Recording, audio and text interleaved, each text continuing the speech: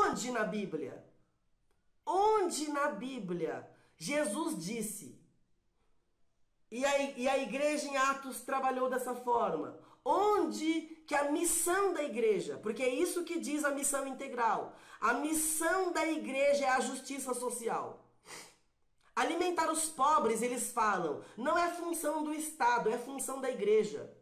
Conscientizar as massas da luta pela igualdade é missão da igreja. Agora eu pergunto, onde Jesus ensinou que a igreja era uma ONG? Onde Jesus falou que a missão da igreja era alimentar os pobres? Onde que Jesus fundou uma instituição filantrópica? A igreja não é uma instituição filantrópica. A igreja não é uma organização social sem fins lucrativos. Igreja não é ONG. Igreja não é organização filantrópica. A igreja é um instrumento de Deus para a salvação do homem perdido.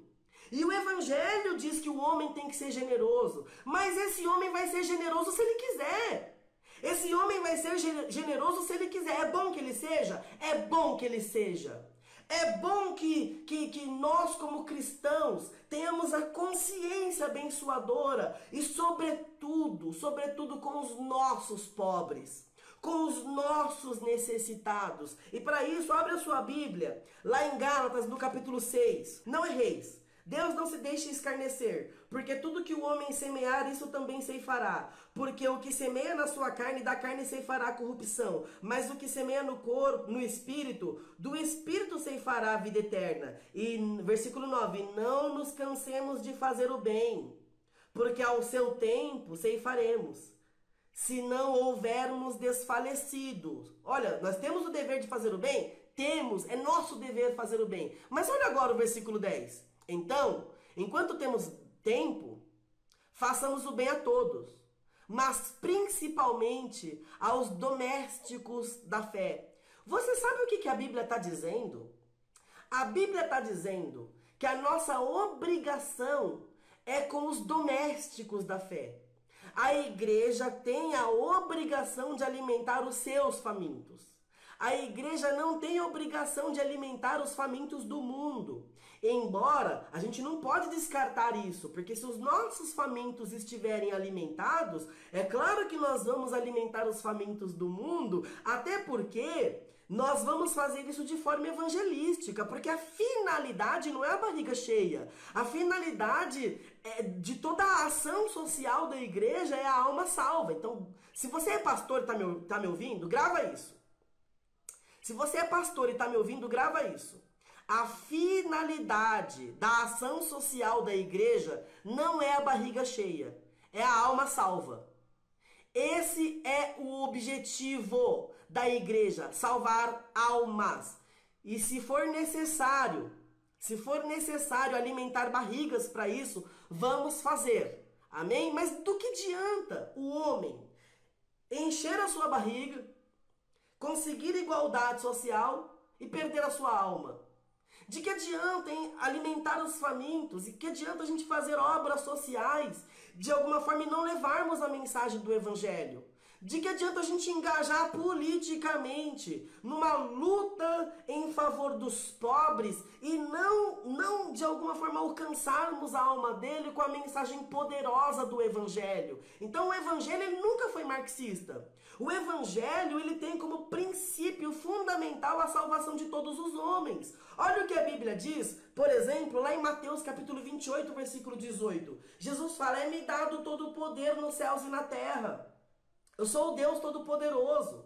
Eu vou mandar vocês numa missão, mas vocês entendam que eu sou o Deus Todo-Poderoso que estou mandando vocês. Então é uma ordem vertical, de cima para baixo. E qual é a missão que eu dou para vocês? Que é a grande comissão. A missão da igreja é essa. A missão da igreja é: ide, portanto, fazei discípulos de todas as nações, batizando-os em nome do Pai, do Filho e do Espírito Santo, e ensinando-os a guardar todas as coisas que eu vos tenho mandado. E eis que eu estarei com vocês até a fundação dos séculos. Então, A missão da igreja é anunciar o evangelho, é anunciar as boas novas. Marcos capítulo 16, versículo 15. Ide por todo o mundo, pregai o evangelho a toda criatura. Versículo 16. Quem crer e for batizado será salvo. Quem não crer será condenado. Quando o Judas, ele fala do perfume que a mulher estava desperdiçando em Jesus e poderia ser utilizado para alimentar os pobres. O próprio Jesus fala, gente, vocês vão ter os pobres sempre com vocês.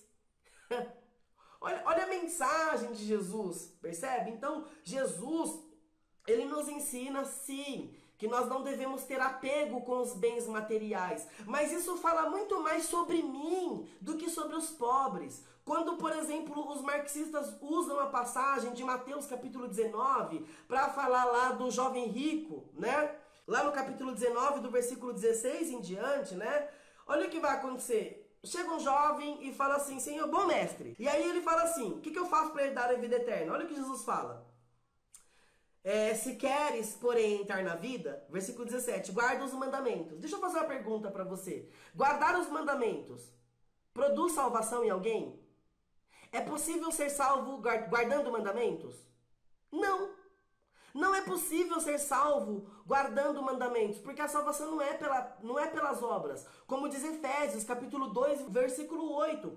Pela graça sois salvos, mediante a fé. Isso não vem de vós, é dom de Deus. Versículo 9. Não vem das obras, para que ninguém se glorie. Então nós não somos salvos pelas obras. Mas no versículo 10, nós somos salvos para as obras, E aqui então tem uma contradição, porque Jesus fala assim, se queres, porém, entrar na vida, guarda os mandamentos. Jesus está ensinando salvação pelas obras aqui? Não. Não. Jesus já morreu? O véu já rasgou? O sangue já validou o testamento? Porque segundo Hebreus capítulo 9, versículos 15, 16, 17, para que o testamento seja válido, o sangue do testador precisa ser derramado. O testador precisa morrer. Então, como Jesus não morreu aqui ainda que nós estamos no livro de Mateus, o que vale aqui, o que está valendo aqui em termos de testamento é o Antigo Testamento, não é o Novo Testamento. Então Jesus está falando partindo de um pressuposto judaico, partindo do pressuposto de que a lei a guarda da lei é a obrigação do judeu no pacto da aliança que eles têm com Deus, sobretudo se você observar lá Deuteronômio capítulo 6 e o capítulo 28, porque o pacto da antiga aliança, ele é bilateral. O homem obedece, Deus abençoa. O homem obedece, Deus abençoa. O homem desobedece, a maldição vem sobre ele. É uma aliança bilateral. Então aqui nós não estamos falando de Novo Testamento. A configuração, a lei que está em vigor aqui é Antigo Testamento. Por isso Jesus fala, guarda os mandamentos. E aí o jovem fala, olha, eu guardo desde a mais tenra infância, desde menino eu guardo os mandamentos. E aí Jesus pega e fala, mas ainda te falta uma coisa, E aí Jesus fala assim, se queres ser perfeito, vai, vende tudo que tens e dá aos pobres. E terás um tesouro no céu, e vem e segue-me. Ele vai receber um tesouro nos céus, não porque ele vendeu as propriedades dele, mas porque ele seguiria Jesus. Seguindo Jesus, você recebe um tesouro no céu, não por dar os seus tesouros para os pobres, porque isso são obras, certo? Olha o que vai acontecer agora, na sequência. Versículo 22. E o jovem, ouvindo esta palavra, retirou-se triste, porque possuía muitas propriedades. Jesus mandou todos os homens vender as suas propriedades e entregar aos pobres, ou ele está falando isso para o jovem rico? Jesus falou para o José de Arimateia?